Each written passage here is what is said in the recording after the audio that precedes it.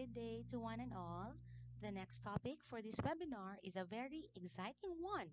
It has 7 books with 4 to 14 chapters each book and numerous sections per chapter. This is Marideth S. Gallardo, your resource speaker. Executive Order Number 292, Series of 1987, was promulgated by the late President Corazon C. Aquino on July 25, 1987. It is also known as Instituting the Administrative Code of 1987.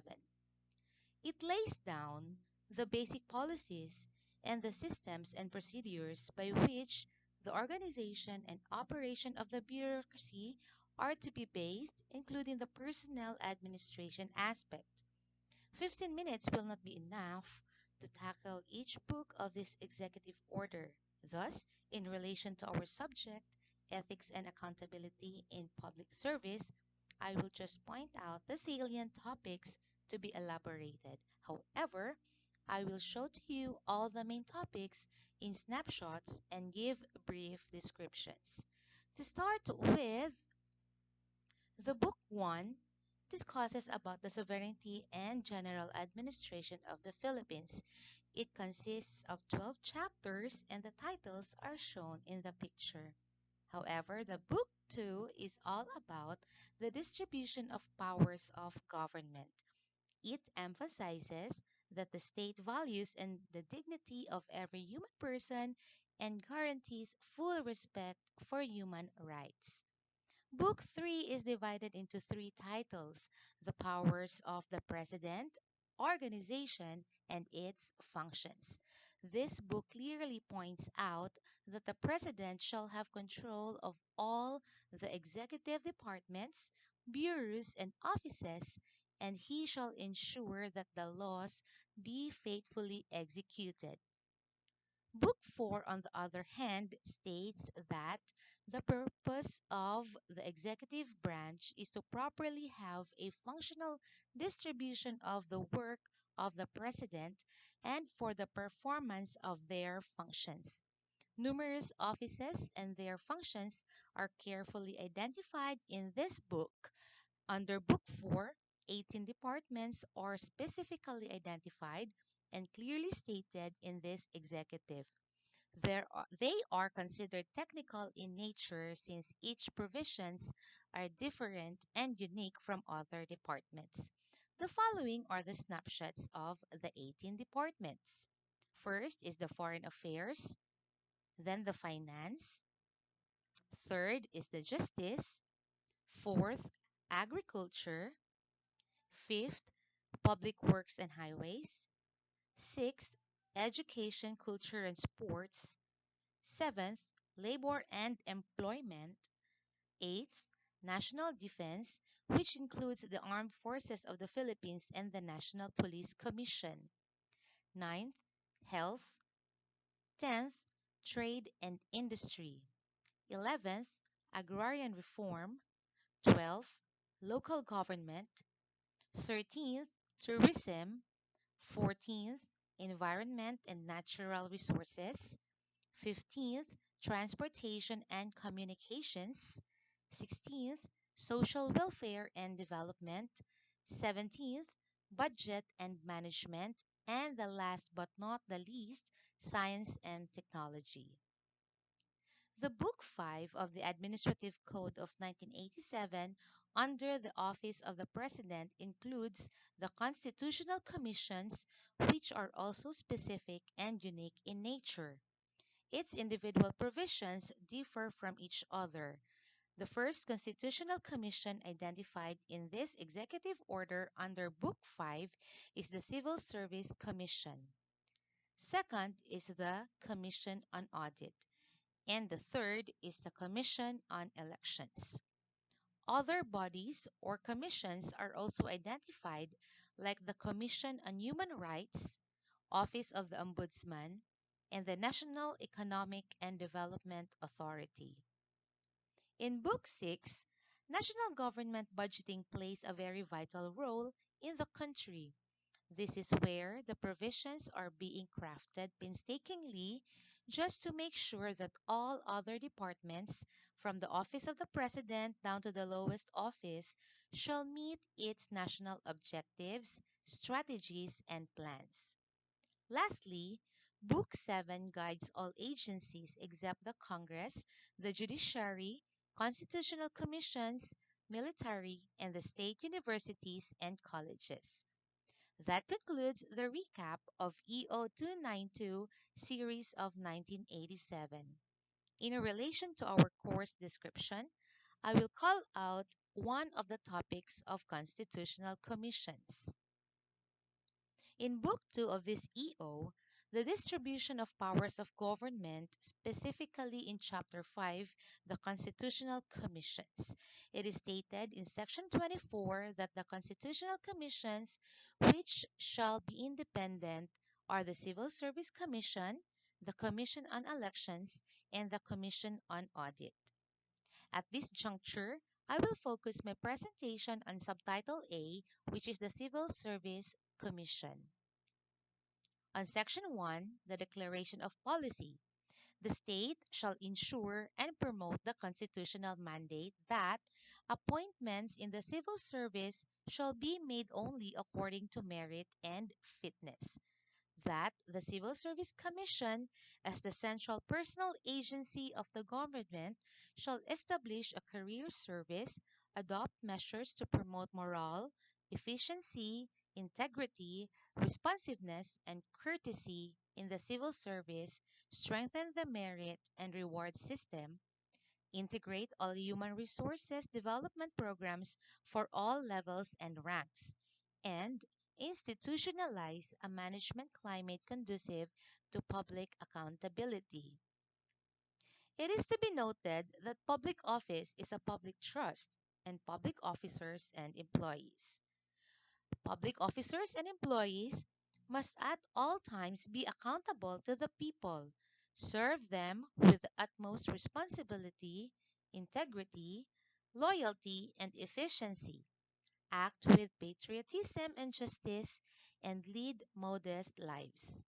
A public officer or employee shall, upon assumption of office, and as often thereafter as may be required by law, submit a declaration under oath of his assets, liabilities, and net worth. All public officers and employees shall be bound by a code of ethics to be promulgated by the Civil Service Commission. So, diba, in our agencies, we always submit the SALN.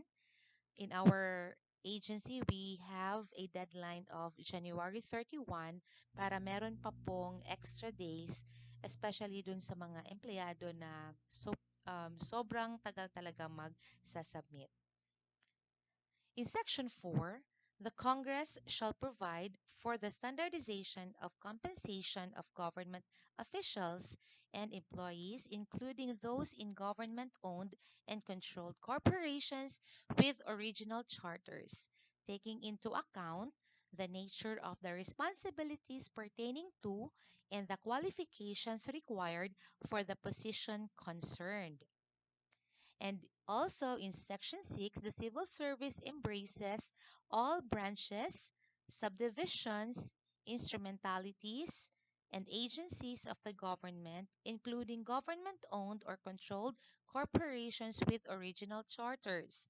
So the positions in the civil service shall be classified into number one, career service, which shall be characterized by the entrance based on merit and fitness to be determined as far as practicable by competitive examination or based on highly technical qualifications. Opportunity for advancement to higher career positions and security of tenure. So the classes of positions in the career service are the appointment to which requires examination shall be grouped into three major levels. So the first level shall include clerical, trades, crafts, and custodial services positions, which involves non-professional or sub-professional work in a non-supervisory or supervisory capacity requiring less than 4 hours of collegiate studies. And next, the second level shall include professional, technical, and scientific positions which involve professional, technical, or scientific work in a non supervisory or supervisory capacity requiring at least 4 years of college work up to division chief level. And the third shall cover positions in the career executive service. So the second classification is the non-career service rather. The non-career service shall be characterized by number one, entrance on basis other than those of the usual tests of merit and fitness utilized for the career service, and number two, tenure which is limited to a period specified by law or which is coterminous with that of the appointing authority or subject to his pleasure, or which is limited to the duration of a particular project for which purpose employment was made. So the non-career service shall include the elective officials and their personal or confidential staff, the secretaries and other officials of cabinet rank who hold their positions at the pleasure of the president and their personal or confidential staff, chairman and members of commissions and boards with fixed terms of office and their personal or confidential staff, the contractual personnel, or those whose employment in the government is accordance with a special contract to undertake a specific work or job. And lastly, the emergency and seasonal personnel. So in our case, we have every enrollment, we have employed emergency employees just to cater the enrollment period. So in Section 10, the commission shall be composed of a chairman and two commissioners who shall be natural born citizens of the Philippines and at the time of their appointment at least 35 years of age with proven capacity for public administration and must not have been candidates for any elective position in the elections immediately preceding their appointment. So the chairman and the commissioners shall be appointed by the president with the consent of the Commission on Appointments for a term of 7 years without reappointment. On the first appointed, the chairman shall hold office for 7 years, and a commissioner for 5 years, and another commissioner for 3 years without reappointment. So any appointment to any vacancy shall be only for the unexpired term of the predecessor. In no case shall any member be appointed or designated in a temporary or acting capacity. So the commission have shall have the following powers and functions. In this section, there are identified 19 powers and functions of this commission. First, administer and enforce the constitutional and statutory provisions on the merit system for all levels and ranks in the civil service. 2. Prescribe, amend, and enforce rules and regulations for carrying into effect the provisions of the civil service law and other pertinent laws. Third, promulgate policies, standards, and guidelines for the civil service and adopt plans and programs to promote economical, efficient, and effective personnel administration in the government. Fourth, formulate policies and regulations for the administration, maintenance, and implementation of position, classification, and compensation, and set standards for the establishment, allocation, and reallocation of pay scales, classes, and positions. Fifth, render opinion and rulings on all personnel and other civil service matters which shall be binding on all heads and departments, offices, and agencies which may be brought to the Supreme Court. Sixth, appoint and discipline its officials and employees in accordance with the law and exercise control and supervision over the activities of the Commission. Next, control, supervise, and coordinate civil service examinations, any entity or official in the government may be called upon by the Commission to assist in the preparation and conduct of said examinations, including security, use of buildings and facilities, as well as personnel and transportation of examination materials, which shall be exempt from inspection regulations. 8. Prescribe all forms of civil service examinations, appointments, reports, and such other forms as may be required by law, rules, and regulations. Ninth, declare positions in the civil service as may properly be primarily confidential, highly technical, or policy determining. 10th, formulate, administer, and evaluate programs relative to the development and retention of qualified and competent workforce in the public service. 11th, hear and decide administrative cases instituted by or brought before it directly or on appeal, including contested appointments, and review decisions and actions of its offices and of the agencies attached to it. Officials and employees who fail to comply with such decisions, orders, or rulings shall be liable for contempt of the Commission. Its decisions, orders, or rulings shall be final and executory. Such decisions, orders, or rulings may be brought to the Supreme Court by the aggrieved party within 30 days from receipt of a copy thereof. 12. Issue subpoena and subpoena duces tecum for the production of documents and records pertinent to the investigation and inquiries conducted by its accordance with its authority conferred by the Constitution and pertinent laws. 13th. Advise the President on all matters involving personnel management in the government service and submit to the President an annual report of the personnel programs. 14th, take appropriate action on all appointments and other personnel matters in the civil service, including extension of service beyond retirement age. 15th, inspect and audit the personnel actions and programs of the departments, agencies, bureaus, offices, local government units, and other instrumentalities of the government, including the GOCCs.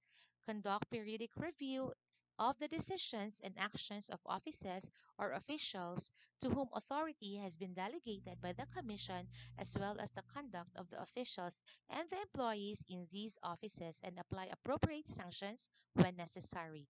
16th, delegate authority for the performance of any function to departments, agencies, and offices where such functions may be effectively performed. 17th, administer the retirement program for government officials and employees and accredit government services and evaluate qualifications for requirements. 18th, keep and maintain personal records of all officials and employees in the civil service. And lastly, perform all functions properly belonging to a central personnel agency and such other functions as may be provided by the law. So the Commission, through its designated representatives, shall conduct a periodic inspection and audit of the personnel management program of each department, agency, province, or city in order to determine compliance with the civil service law, rules, and standards, review discharge of delegated authority, make an adequate evaluation of the progress made by the problems encountered in the conduct of the merit system in the national and local governments, give advice and provide assistance in developing constructive policies, standards, and procedures, and stimulate improvement in all areas of personnel management. So there shall be established a performance evaluation system which shall be administered in accordance with rules, regulations, and standards promulgated by the Commission for all officers and employees in the career service. Such performance evaluation system shall be administered in such manner as to continually foster the improvement of individual employee efficiency and organizational effectiveness. High-level employees whose functions are normally considered as policy-making or managerial whose duties are of a highly confidential nature shall not be eligible to join an organization of rank and file government employees. So in our agency, we have this what we call Davao Oriental State University Administrative Support Staff Services Organization. So our chief admin officer, though she is considered a staff, she is not included in our association because of this section 39. So in section 46, no officer or employee in the civil service shall be suspended or dismissed except for cause as provided by law and after due process. So the following shall be grounds for disciplinary actions. We have dishonesty, oppression, neglect of duty, misconduct, disgraceful and immoral conduct, discourtesy in the course of official duties, being notoriously undesirable, inefficiency and incompetence in the performance of official duties, receiving for personal use of a fee, gift, or other valuable thing in the course of official duties, or in connection where therewith when such fee, gift, or other valuable thing is given by any person in the hope of or expectation of receiving favor or better treatment than that accorded other person, or committing acts punishable under the anti-graft laws, conviction of a crime involving moral turpitude, improper or unauthorized solicitation of contributions from subordinate employees and by teachers or school officials from school children, violation of existing civil service law and rules or reasonable office regulations, and nepotism. We also have falsification of official document, frequent unauthorized absences or tardiness in reporting for duty, loafing or frequently unauthorized absences from duty during regular office hours, habitual drunkenness, gambling prohibited by law, disgraceful or immoral or dishonest conduct prior to entering the service, physical or mental incapacity or disability due to immoral or vicious habits, borrowing money by superior officers from subordinates, or lending by subordinates to superior officers, and lending money at usurious rates or interests.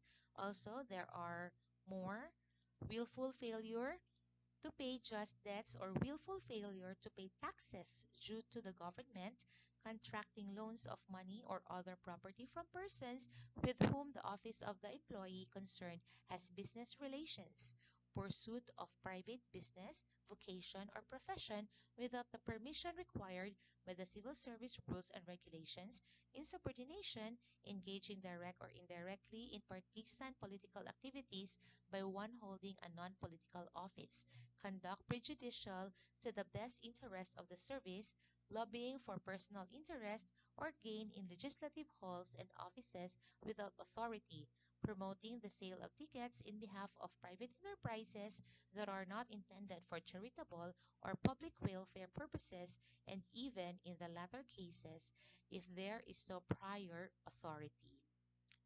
So in section 47, the Commission shall decide upon appeal all administrative disciplinary cases involving the imposition of a penalty of suspension for more than 30 days or fine in an amount exceeding 30 days salary, demotion in rank or salary or transfer, removal or dismissal from office. A complaint may be filed directly with the Commission by a private citizen against a government official or employee, in which case it may hear and decide the case, or it may deputize any department or agency or official or group of officials to conduct the investigation. The results of the investigation shall be submitted to the Commission with recommendation as to the penalty to be imposed or other action to be taken. So the penal provision here is whoever makes any appointment or employs any person in violation of any provision of this title or the rules made thereunder, or whoever commits fraud, deceit, or international misinterpretation of material facts concerning other civil service matters, or whoever violates, refuses, or neglects to comply with any such provisions or rules shall upon conviction be punished by a fine not exceeding 1,000 pesos, or by imprisonment not exceeding 6 months, or both, such fine and imprisonment in the discretion of the court. So let me end this presentation with a quote from Walter Cronkite, who was often cited as the most trusted man in America after being so named in an opinion poll. Ethics must be reintroduced to public service to restore people's faith in government. Without such faith, democracy cannot flourish. Your ambitious agenda is filling a desperate need. And from Margaret Chase Smith, who served as a U.S. representative and a U.S. senator from Maine. She was the first woman to serve in both houses of the United States Congress and the first woman to represent Maine in either. Public service must be more than doing a job efficiently and honestly. It must be a complete dedication to the people and to the nation. So let's all serve the public with a happy heart and soul.